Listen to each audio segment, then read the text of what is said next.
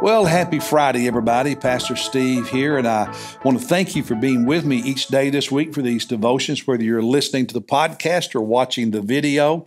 I also hope you are really excited about Sunday morning hearing Ron Deal preach in all three services as he talks about, what do you do when you have a less than perfect family? Well, that's all of us, right? So that's going to be really interesting. And then that afternoon, our free workshop from 3:30 to 6:30 for blended families. You come and learn how you can help others, how you can help your own family. Invite people in the community. It's not too late for them to sign up and show up Sunday afternoon in the worship center at 3:30. It's going to be a great, great time that I think is going to help a lot of people. I also want to remind you that Monday in our devotions, we begin reading in the book of Malachi, the Old Testament prophet, chapter 1. So you've got a heads up on that.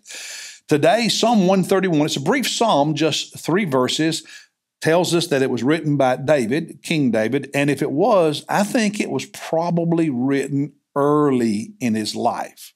Now, why do I think that? Well, let's read it and I'll explain it and then share with you what really jumped out at me, what spoke to my heart. He says in verse 1, "O Lord, my heart is not proud, nor my eyes haughty, nor do I involve myself in great matters or in things too difficult for me."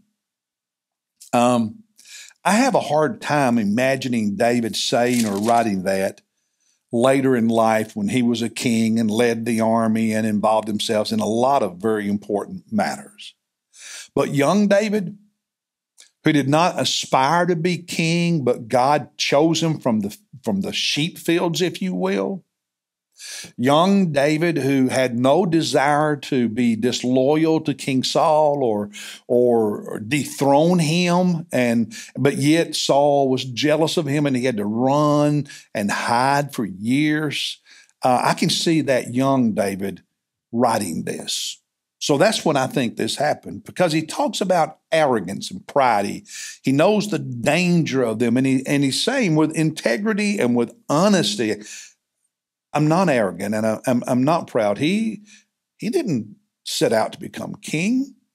He didn't set out to replace Saul as king. He didn't set out to kill Goliath. He just happened to be in the right place at the right time and loved God and did what God would have him do because he loved. There was an innocence about David in those young years, and I think that's when he wrote this. Now, what really struck me is the rest of the psalm. Verse 2, he says, "Surely I have composed and quieted my soul, like a weaned child rest against his mother. My soul is like a weaned child within me." And then in verse 3, he encourages Israel to put their trust and hope in the Lord forever. But verse 2, he said, "The inner me, my soul, is composed and quieted, is calm, like a weaned child who rests against his mother." That's how my soul is on the inside of me. Now think about that, a weaned child. One that is no longer on the breast. One that is no longer feeding from his mother's milk, a weaned child. You see, a child that is not weaned, who is still, say, on the bottle or is still on the breast, that child wants to cling to his mom, to her mom, because they want something.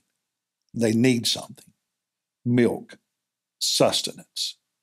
But children reach a point where they no longer lean on their mother's breast for milk, because they want something, they need something. There comes a time when a child just lays against his or her mom out of pure love.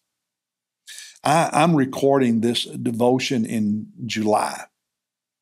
Our daughter and her 2 children have been with us for some days, and they're going home tomorrow.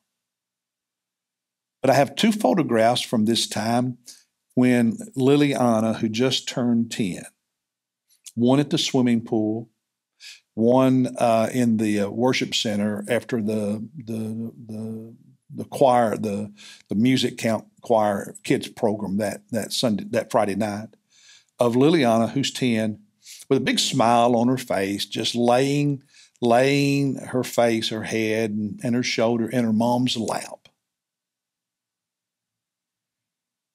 just out of love. And David says, that's me on the inside. I'm like a winged child who just lays his head in his mother's lap out of pure love.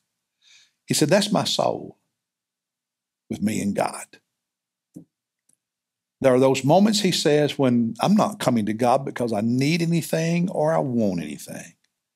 I'm just resting in the love of my God. That is the source of real peace, of real contentment. It's when you can rest in the love of God just because you love him, not because you demand something or want something from him. David teaches us a beautiful lesson in these brief verses of Psalm 131. I hope that encourages you to rest in the love of Jesus and spend some time being with him just for the sake of being with him. God bless you. I'll see you Sunday morning, our blended family workshop that afternoon, and then Monday as we look at Malachi chapter 1. God bless you, everybody.